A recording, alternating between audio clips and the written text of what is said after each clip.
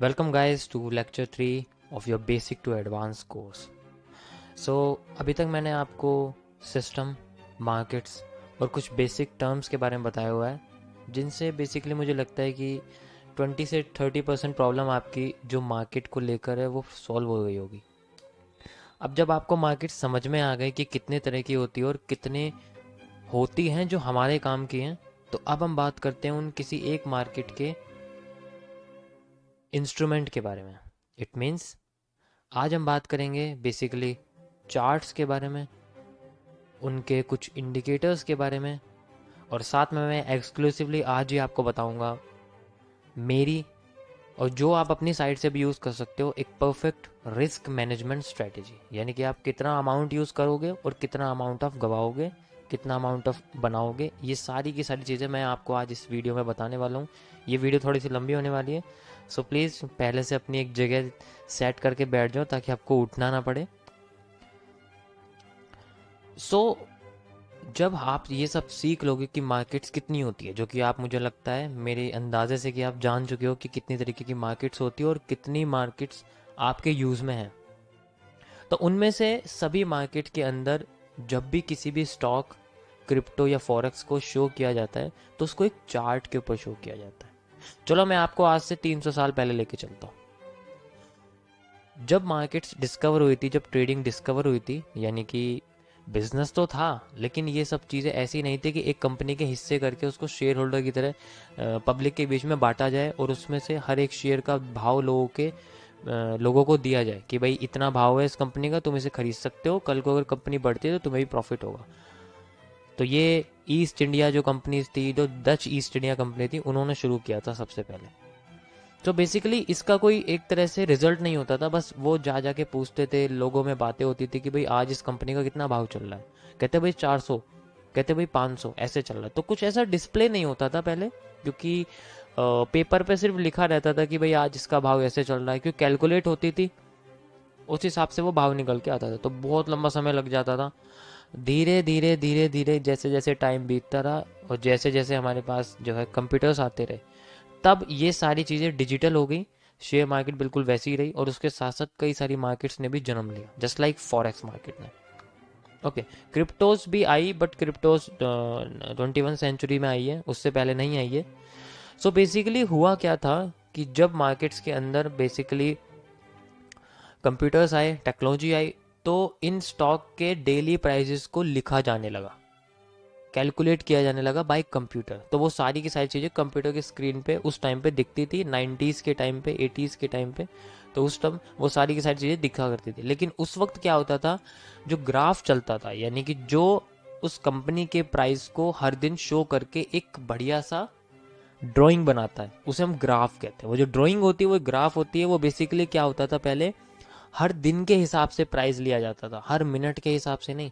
आज के टाइम में तो आपको हर एक सेकंड में किसी भी चीज़ का प्राइस दिख जाता है कि एक सेकंड में कितना चल रहा है, तो अगले एक मिनट बाद कितना हो जाएगा, तो उसके बीच में भी डिफरेंस दिख जाता है। लेकिन पहले ऐसा नहीं होता था। पहले बेसिकली बहुत लंबे लंबे टाइम तक रुका जाता था, पूरे दिन का यानी कि डे का ग्राफ चलता था। एक दिन में एक बारी प्राइस आपको दिखेगा, उसके बाद आपको अगले दिन दिखेगा जो ओपन हुआ है, जो क्लोज हुआ है। यानी कि ओपन क्लोज होता था कि जैसे आज मान लो किसी शेयर का प्राइस 2000 है और आज वो 2500 हो जाता है, तो आज उसका क्लोजिंग प्राइस रहता है 2500। तो 500 रुपये जो उसके अंदर बढ़े हैं वो लोगों की कमाई होती थी। अगले दिन जो ओपन होगा वो 2500 होगा और बाद में जो भी उसके अंदर होता है 2500 से 2600 या 2500 से 2400, 2300 या वापस 2000 हो जाता है, तो वो उसका क्लोज प्राइस होगा। इस तरीके से पहले मार्केट्स वर्क करती थी और इनको एक कनेक्शन के थ्रू कनेक्ट किया गया। इट मीन्स जैसे मान के चलिए कि 1990 का टाइम है, 1990 का टाइम है, और उस वक्त जनवरी की पहली तारीख है, जनवरी की 30 तारीख है। तो जनवरी की पहली तारीख से जनवरी 30 तारीख तक ओपन क्लोज जितना भी हुआ है उसमें से 2-3 ग्राफ निकाले जाते थे। जैसे 2 ग्राफ निकलते थे, एक ग्राफ होता था जिसमें सारी की सारी प्राइस वो लिखे रहते थे जहां पर मार्केट ओपन हुई है, जिस प्राइस पे, यानी कि this this this this open हुई है। तो जैसे आज वो जनवरी 1 है 1990 की और वो आज ओपन हुई है करीब 2000 पर। कल जनवरी 2 है, कल ओपन हुई है वो 2015 पर। जनवरी 3 है 2030 पर, जनवरी 4 है 2016 पर। तो इस तरीके से वो जो इसके बीच में जो प्राइस हिल रहा है 2000 से 15 हो गया, 16, 30, तो इसका एक ग्राफ बनाया जाता था। और ये बेसिकली दो तरीके के होते थे। ये तो मैंने आपको बताया जो ओपन होती थी, जब मार्केट ओपन होती थी तब। अब आती मार्केट के क्लोज होने की, दूसरा ग्राफ बनाया जाता है जब मार्केट क्लोज होती थी। उसमें ये देखते थे कि भाई आज जनवरी 1 है तो 2000 का आज प्राइस है। अब जो मार्केट का प्राइस खत्म होने के लास्ट मिनट में होगा उसको गिना जाएगा। जैसे वो 2000 से 2015 हो गया, यानी कि 15 पॉइंट उसके अंदर बढ़ गए, 15 रुपये महंगा हो गया हो, तो 15 2015 लिखा जाएगा। उसके बाद फिर अगले दिन जनवरी 2 में वो 2015 से 2020 हो गया, तो अब 2020 लिखा जाए। इस तरीके से एक ग्राफ बनता था और इन सारे प्राइजेस को ग्राफ में कनेक्ट किया जाने लगा लाइन के थ्रू। तब जाके सबसे पहले लाइन चार्ट डिस्कवर हुआ। So guys, this is the first chart जो कि ट्रेडिंग में आया था, जिसे हम बोलते हैं लाइन चार्ट। ये आज भी यूज होता है और ये आज से 50 साल 60 साल पहले भी यूज होता था। सो ये बहुत ही सिंपल है। It is the simple representation of the history of prices of any stock, commodity, forex, crypto, anything. सब में काम करता है और आज भी काम करता है।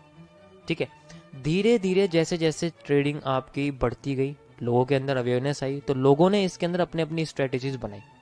जस्ट लाइक जापानीज ने सबसे पहले अपनी स्ट्रेटेजीज बनाई कि इन ओपन और क्लोज और मार्केट के उसी एक समय में, जब मार्केट सबसे हाई पे गई, प्राइस सबसे हाई पे गया, फिर सबसे लो पे गया, फिर जहां वो ओपन हुआ उस समय और जहां वो क्लोज हुआ उस समय, यानी कि जैसे मान लीजिए अभी 1 बज रहा है, ओके, तो 1 बज रहा है तो 2 बजे तक जो भी उसके अंदर एक्टिविटी होती है उन सबको नोट किया जाने लगा। तो जापानीज क्या करने लगे, इन सब चीज़ों को नोट करने लगे और उनको एक स्ट्रक्चर्स में उन्होंने फॉर्म करके रखा। जैसे कि मान लीजिए कि 1 बजते ही अब मार्केट में जो प्राइस होगा वो देखेंगे कि कितना ऊंचा जाता है। तो मान लीजिए 2000 से वो ऊंचा चला गया 2020 तक, अब वो फिर नीचे आ गया। अब वो 2020 से अब देखते हैं कि वो कितना नीचे जाता है, वो 2015 पे आ गया, यानी कि एक 20 पे गया एक 15 पे गया। तो उनके लिए एक लाइन ड्रॉ हो गई इस तरीके से। अब उन्होंने क्या करा, ये देखा कि हुआ तो 2000 से शुरू था, लेकिन 2000 पहले 20 गया, फिर 2000 से 15 आ गया। इसका मतलब क्या हुआ कि मार्केट के अंदर एक मोटा सा एरिया निकल के आया। इसको वो लोग बोलने लगे थे कॉलम। और फिर इन्हीं कॉलम से उन्होंने इनको शेप को रिफाइन करना शुरू कर दिया, जिनसे कैंडलस्टिक पैटर्न्स का आगाज हुआ। सेकंड आते हैं मोस्ट इंपॉर्टेंट, जो कि आज की डेट में 90% ट्रेडर्स यूज करते हैं। रिटेल ट्रेडर्स की मैं बात कर रहा हूँ, साथ में कुछ इंस्टीट्यूशंस भी यूज करते हैं।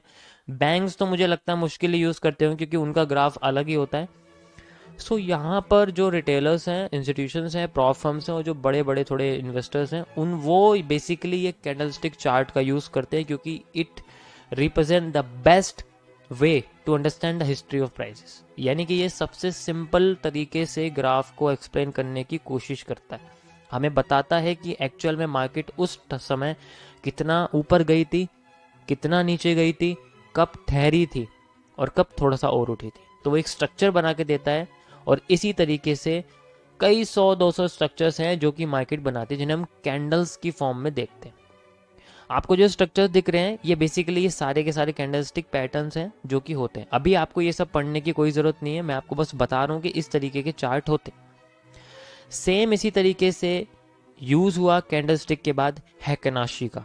यहाँ पर भी बिल्कुल उसी की तरह यूज़ होता है, बट इसके अंदर थोड़ा सा फॉर्मेशन ये होता है कि अगर मार्केट का कोई ट्रेंड है, यानी कि मान लीजिए मार्केट सिर्फ बढ़ोतरी कर रही है, उठती जा रही है, लॉन्ग करती जा रही है, तो उस वक्त ये ज़्यादातर एक शेप की जो कैंडल्स हैं, एक शेप की जो आपके पास ग्राफ है उसको दिखाना शुरू करता है। और जैसे ही वो घूम जाती है मार्केट, यानी कि मार्केट का प्राइस अब नीचे गिरना शुरू हो रहा है, तब वो डिफरेंट शेप की कैंडल्स सेम तरीके से दिखाती है। लेकिन जो कैंडलस्टिक पैटर्न्स होते हैं उनके अंदर ऐसा नहीं होता, उनमें हर मिनट में एक अलग डिफरेंट कैंडल बनती है। कभी कभी होता है कि सेम शेप की कैंडल बन जाए, लेकिन ज़्यादातर टाइम अलग अलग तरह की मिलते हैं। लेकिन इसके अंदर ऐसा नहीं होता, इसके अंदर ज़्यादातर टाइम ही एक जैसी बनती है। अब इनके कलर्स भी होते हैं। तो ये सब चीज़ें मैं आपको कैंडलस्टिक पैटर्न और चार्ट पैटर्न्स के अंदर समझाऊंगा। अभी आप बस ओवरव्यू समझिए कि कितने तरीके के चार्ट्स होते हैं। नेक्स्ट थर्ड चार्ट आपके पास जो मैंने बताया आपको हिकनाशी, वो भी बहुत इंपॉर्टेंट होता है किसी भी मार्केट के ट्रेंड को पता करने के लिए कि कितना ऊपर जा सकता है, कितना नीचे जा सकता है, कब ठहर सकता है, कब रुक सकता है, कब भाग सकता है। तो ये सारी चीज़ें मैं आपको कैंडलस्टिक में बताऊंगा। फोर्थ आपके पास निकल के आता है लाइन चार्ट का ही, लाइन चार्ट विद डायमंड्स या फिर लाइन चार्ट विद मार्कर्स आप बोल सकते हो, यानी कि जब भी मार्केट के अंदर किसी जगह पर मार्केट क्लोज होती है तो वहाँ पर एक छोटी सी बिंदी आ जाती है उस लाइन के ऊपर, जो ये बताती है कि यहाँ मार्केट ऊपर थी, यहाँ मार्केट नीचे थी, ऐसे ऊपर नीचे कर